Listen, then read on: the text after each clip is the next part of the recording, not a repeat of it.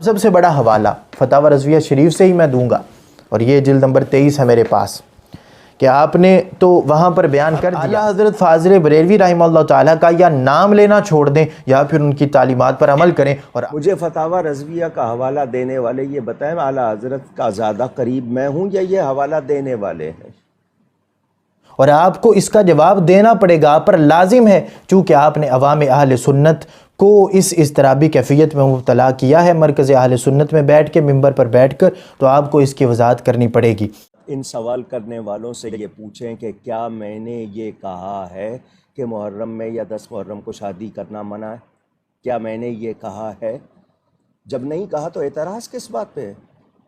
میں نے یہ نہیں کہا کہ منع ہے، میں نے یہ کہا کہ ادب کے خلاف ہے، میں نے یہ نہیں کہا کہ شرعاً منع ہے، یا تو کوئی بتائے کہ میں نے کہیں کہا ہو۔ اور یہ بات میں آج سے کتنے برس پہلے شام کربلا میں والد صاحب کی کتاب پہ فٹ نوٹ کے طور پر لکھ چکا ہوں۔ میں نے کہا ہو کہ اچھا جی، جن صاحب نے سوال کر رہے ہیں ان کی والدہ کا جنازہ رکھا ہو تو میں پوچھوں گا نکاح کرنا اس وقت جائز ہے یا نہیں؟ میں نے کب کہا کہ منع ہے؟ اس وقت بھی تو ہے، کیوں نہیں کرتے؟ اس وقت گھر میں آپ کے 10 جنازے رکھے ہوں، کوئی نکاح کرنا چاہے تو کیا شرعاً منع ہے؟ نہیں۔ تو میری بات کو سمجھے۔ اس وقت کوکب نورانی صاحب نے بھی مجھے تانا دیتے ہوئے یہ بات کہی کہ جی تمہاری معاذ اللہ اس طرح جنازہ پڑا ہو تو کیا تم اس وقت نکاح جائز ہو؟ تو اس وقت نکاح کرو گے؟ تو میں کہوں گا کہ جب جنازے کا معاملہ ہو اور حقیقتاً وہاں پر کسی کا یعنی کہ کوئی فرد فوت ہوا ہو تو اس وقت تو 3 دن کے لحاظ سے شریعت کے اندر بھی سوگ ہے، تو اس وقت سوگ کی نیت سے اگر کوئی بندہ شادی بیان نہیں کرتا تو وہ تو پھر بھی جائز ہے، لیکن یہاں پر تو سوگ کے لحاظ سے کوئی معاملہ ہی ایسا نہیں ہے، تو یہاں پر کس طرح تم اس عبارات کو لا کے یہاں پر فٹ کرنے کی کوشش کرتے ہو؟ تو لہٰذا جو لوگ یہ کہہ رہے ہوتے ہیں، یہاں پر یہ عبارات پیش کر رہے ہوتے ہیں کہ دیکھو جی فلاں دن تو یہ ہوا، فلاں دن تو یوں ہوا، تو پھر تو امام حسن صفر المظفر کے اندر آپ کی شہادت ہوئی، حضرت مولا علی کی آگے جو ہے وہ رمضان المبارک کے مہینے کے اندر شہادت ہوئی، اور آگے پھر 10 دن کے بعد عید آ جاتی ہے، اس وقت کیا کرو گے؟ تو پہلی وضاحت جو آپ کی آئی تھی اس کے لحاظ سے بھی ہم نے یہی آپ سے مطالبہ کیا تھا کہ جانے انجانے میں ہم نے حسن ظن رکھ کے آپ سے یہ کہا، ہم کوئی تفصیلی یا رافضی نہ خود کہتے ہیں نہ کسی کو کہنے کی اجازت دیتے ہیں کہ وہ آپ کو کہیں، باقی جو عوام اہل سنت میں اضطراب کی کیفیت تھی ہم نے کہا تھا اس کو ختم کریں، اور آپ نے آ کر بات کو پلٹنے کی کوشش کی، اور معذرت کے ساتھ آپ نے جو اپنی دوسری وضاحت کی جو انشاءاللہ تبارک و تعالیٰ بھی میں تذکرہ بھی اس کا کرتا ہوں، آپ نے اس کے اندر خیانت کرنے کی کوشش کی اور آپ نے بالکل بات کا رخ ہی پلٹ دیا۔ تو میں جو پہلے آپ نے عقیدہ معصومیت بیان کیا ہے، ہم اس کے لحاظ سے آپ سے رجوع کا مطالبہ کر رہے ہیں، اور آپ یہ نہیں کہہ رہے کہ آپ نے کوئی جان بوجھ کر بیان کیا ہے، آپ سے جذبات میں آ کر اور یا مطالعہ نہیں تھا، اس وجہ سے آپ سے وہ ہو گیا، اور ہم نے بطور چیلنج یہ بات کی کہ ایک بھی کوئی مسلمہ شخصیت اہل سنت کی دکھا دیں کہ جنہوں نے جو آیت تطہیر ہے اس کا یہ مطلب نکالا ہو، اور ہم اللہ کے فضل اور توفیق سے اگر آپ چاہتے ہیں تو ہم آپ کو درجنوں دلائل یہ دکھا سکتے ہیں، اور کسی کو بھی شوق ہو تو وہ کوئی بھی روافظ کی کتاب اٹھائے جو معصومیت کا عقیدہ انہوں نے بیان کیا ہے، تو ان کی پہلی دلیل یہی ہوتی ہے جو آیت تطہیر کے لحاظ سے وہ پڑھ کے یہی کہتے ہیں کہ اہل بیت اطہار سے خطا نہیں ہو سکتی، اور یہی کچھ انہوں نے بیان کیا ہے۔ اور بہرحال جو دوسری آگے وضاحت کی گئی جس کے اندر میں نے انہوں نے جو اعتراض کیا کہ محرم الحرام میں اور خاص طور پر 10 محرم کو جو ہے وہ شادی کا سوال کہاں سے آیا، کس نے کیا، یعنی سوال کو جرم بنایا گیا۔ اس سوال کی گنجائش کیسے نکلی؟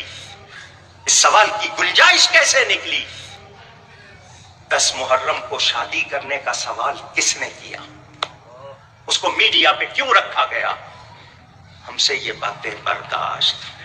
ہمیں کوئی شبہ نہیں ہے ان کی سنیت پہ، لیکن اس طرح کی بات کر کے وہ سنیوں میں درار نہ لانے دیں۔ اس مرکز سے یہ آواز میں لگا رہا ہوں، اپنی ذمہ داری پہ لگا رہا ہوں، ریکارڈنگ دنیا بھر میں سنی جا رہی ہے۔ ہمیں صحابہ اہل بیت وہ تو بڑی شان رکھتے ہیں، ہمیں تو ان کے بارے میں ہلکا لفظ گوارا نہیں ہے۔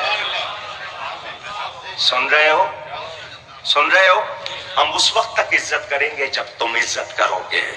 تمہارے منہ سے ایسے لفظ نکلیں گے تو پھر اس میں مسئلہ ہو جائے گا۔ اس سوال کی گنجائش کیسے نکلی؟ اس سوال کی گنجائش کیسے نکلی؟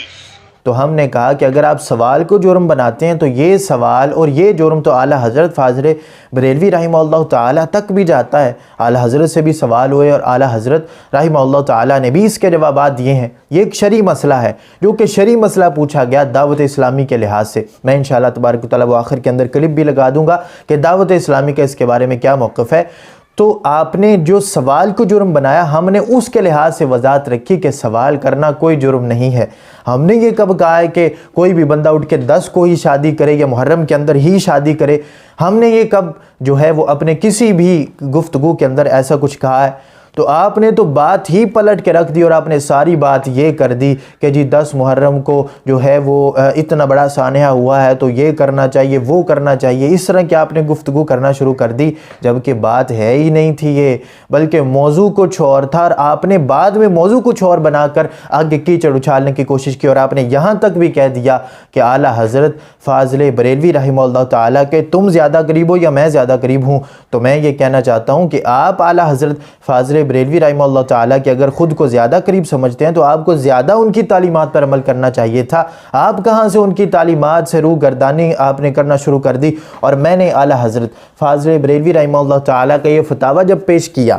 تو اس کے مقابلے میں آپ نے مجھے یہ کہا، تو میں الزاماً آپ کو اس کا جواب یہ بھی دے سکتا ہوں کہ امام حسین رضی اللہ تعالیٰ عنہ کے زیادہ قریب آپ ہیں یا میں ہوں، اور وہ گھرانہ، اسی گھرانے سے اللہ کی فضل اور توفیق سے ہم بھی ہیں، اور میں بطور فخر کے، کیونکہ رسول اللہ صلی اللہ علیہ وسلم نے فخر سے منع فرمایا نسب کے اعتبار سے، تو میں اس وجہ سے نہیں کہہ رہا، بلکہ میں آپ کی بات کا جواب دے رہا ہوں، اور جواب کا انداز اور ہوتا ہے، ہم یہ آپ کو سمجھاتے رہے ہیں۔ تو بہرحال ہم یہ نہیں کرتے کہ کسی کو پکڑ کے کہیں کہ جی 10 کو شادی کرو یا محرم میں شادی کرو، ہم نے یہ ہرگز کوئی ایسی بات نہیں کی، بلکہ آپ نے جن 2 شخصیات پر حملہ آور ہونے کی کوشش کی، آپ کو کوئی خیال کرنا چاہیے تھا کہ وہ 2 شخصیات کے جو ہر محاذ پر اہل سنت کے لیے پہرا دیتے ہوئے نظر آتے ہیں، ایک علمی میدان میں اور ایک عملی میدان میں امیر دعوت اسلامی کے لحاظ سے، اور دوسرے کنز العلماء ڈاکٹر اشرف آصف جلالی حفظ اللہ تعالیٰ کے لحاظ سے، آپ نے دونوں شخصیات پر حملہ آور ہونے کی کوشش کی اور اغیار کو آپ نے راستہ دینے کی کوشش کی۔ کون ہیں ایسی شخصیات؟ یہ 2 شخصیات ہیں، کوئی جو ہے وہ صرف سیاست میں مگن ہو کے رہ گیا، کوئی کسی جگہ پر، کوئی کسی جگہ پر، کوئی کسی کے پیسے کھا کر بولنے کے لحاظ سے معذور ہو چکا ہے۔ یہ 2 شخصیات ہیں جو ایک کے غیر سیاسی ہیں اور دوسری سیاسی ہونے کے اعتبار سے بھی وہ ہر محاذ پر آگے آ کے علمی میدان میں اغیار کو جواب دیتے ہیں اور ان کے دانت کھٹے کرتے ہیں، اور دوسری طرف عملی میدان کے اندر امیر دعوت اسلامی، امیر اہل سنت الیاس اتار قادری رضوی دامت برکاتہم العالیہ، اور آپ نے دونوں شخصیات پر حملہ کیا اور حملہ آور ہونے کی آپ نے کوشش کی، اور بات کوئی بھی نہیں تھی، ایک وہ کہ جس کی وضاحتیں آ چکی اور دوسری وہ کہ جو جرم بنتا ہی نہیں ہے، آپ نے سوال کو جرم بنایا۔ تو کیسا عالم ہے وہ کہ جو سوال کو جرم بنائے، سوال کرنے پر پابندیاں لگائے؟ تو ایسا کوئی غیر شرعی سوال نہیں ہوا تھا، وہ صرف سوال یہ ہوا تھا کہ میں نے جو ہے وہ کو دن جو ہے وہ اپنے بچوں کے رکھ دیے ہیں، اور بعد میں ہم نے دیکھا، کیونکہ آج کل علمی میدان میں تو ویسے ہی آپ سمجھتے ہیں کہ کس طرح لوگ پیچھے ہوتے جا رہے ہیں اسلام کے لحاظ سے، تو جو دوسرے دن ہے، دوسری تاریخ ہے عیسوی کے اعتبار سے، اس تاریخ کا انتخاب کیا گیا، اور پھر جب ہجری تاریخ دیکھی گئی تو وہ محرم کے لحاظ سے بن رہی تھی، تو اس اعتبار سے انہوں نے سوال پوچھا کہ اب محرم کے اندر جو ہے وہ بائی چانس اگر یہ تاریخ آ رہی ہے تو اب ہمیں کیا کرنا چاہیے؟ تو اس کا جواب دیتے ہوئے انہوں نے کہا، اور پھر ایک دوسری جگہ پر دعوت اسلامی کے ایک مفتی صاحب جو ہیں انہوں نے بھی اس کی وضاحت کرتے ہوئے کہا کہ ہم یہ کسی کو زبردستی پکڑ کے نہیں کہتے، بلکہ ہم یہ کہتے ہیں کہ جواز ہے، اور وہی اعلیٰ حضرت فاضل بریلوی رحمہ اللہ تعالیٰ نے جواز کا قول کیا، اور آپ نے بات کو بالکل پلٹ کے رکھ دیا، بات کیا تھی اور کہاں سے کہاں لے گئے۔ تو اللہ تبارک و تعالیٰ سمجھنے کی توفیق عطا فرمائے۔ ہمارا آج بھی آپ سے ایک ہی مطالبہ ہے، اور وہ یہ ہے کہ آپ نے جانے میں عقیدہ معصومیت بیان کر دیا، جو کہ روافض کا عقیدہ ہے، اور آپ نے اگر کسی اور جگہ پر بیٹھ کر یہ بات کی ہوتی، اپنے گھر میں بیٹھ کر بات کی ہوتی، تو ہم پھر آپ کو کچھ نہ کہتے، آپ جانتے اور آپ کے گھر والے جانتے۔ آپ نے مرکز اہل سنت میں عوام اہل سنت کو گمراہ کرنے کی کوشش کی، اس وجہ سے ہمیں ان کو آ کر یہ مسئلہ بتانا پڑا کہ مسئلہ ایسے نہیں، مسئلہ ایسے ہے، تو اس وجہ سے ہمیں یہ ساری وضاحت رکھنے کی ضرورت پڑی۔ اللہ تبارک و تعالیٰ آپ کو پہلے خود رجوع کریں، بعد میں کسی اور کو کہیں، تو سب سے پہلے آپ کو رجوع کرنے کی توفیق عطا فرمائے۔ اللہ تبارک و تعالیٰ عمل کی توفیق عطا فرمائے۔ وما توفیقی الا باللہ۔ سر جی ہمارا سوال یہ ہے کہ محرم الحرام کے مہینے میں بعض حضرات یہ کہتے ہیں کہ شادیاں نہیں کرنی چاہیے اور دنیاوی معاملات ہو یا شرعی کوئی ایسے معاملات ہو، محرم کے بعد کریں یا سفر کے مہینے میں جو ہے نا ایسا نہیں کرنا چاہیے، تو اس سلسلے میں ذرا سے جو ہے نا یہ امت کی ضرورت۔ مفتی صاحب، ماہ محرم میں شاپنگ نہیں کرنی چاہیے یا شادی نہیں کرنی چاہیے، اس طرح کی جو بعض لوگ سفر کے لیے کہتے ہیں بعض محرم میں، کیا فرماتے ہیں؟ ایسا کچھ ہے شریعت؟ دیکھیں، جہاں تک شادی کا معاملہ ہے تو مدنی مذاکرے کے اندر بھی اور دارالفتہ اہل سنت کے سلسلوں کے اندر بھی، اور اس کے علاوہ خود دارالفتہ اہل سنت کے فتاویٰ میں بھی تفصیل کے ساتھ اس بات کو بیان کیا گیا ہے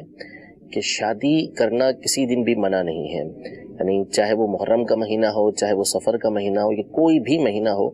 اس میں نکاح کیا جا سکتا ہے، شادی کی جا سکتی ہے، کوئی اس کے اندر حرج نہیں ہے اور کوئی اس سے نحوست، کوئی اس سے پریشانی نہیں آتی۔ البتہ اب جیسے مثال کے طور پر 10 محرم کا دن ہے یا 9 محرم کا دن ہے، تو اب چونکہ اس میں ایک ایسا واقعہ پیش آیا کہ جو دل دکھانے والا واقعہ، دل دہلا دینے والا واقعہ پیش آیا، اور ہمیں اس بات کا حکم تو ہے کہ ہم غم نہیں منائیں گے، کہ غم منانے سے ہمیں منع کیا گیا، لیکن چونکہ ایک ایسا واقعہ ہے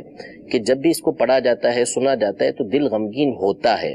دل میں غم آتا ہے، ہمیں لانا منع ہے جی، لیکن دل میں غم تو آئے گا، ظاہر سی بات ہے کہ نواسہ رسول صلی اللہ تعالیٰ علیہ وسلم ورضی اللہ تعالیٰ عنہ کے ساتھ ایسا معاملہ پیش آیا۔ اب اس دن اگر بالخصوص خاص طور پہ کوئی اس دن شادی کرے گا، کوئی اس دن نکاح کرے گا، تو لوگ اس سے متنفر ہوں گے کہ اس نے اس دن خوشی منائی ہے، اس دن خاص طور پہ اس نے شادی کی ہے،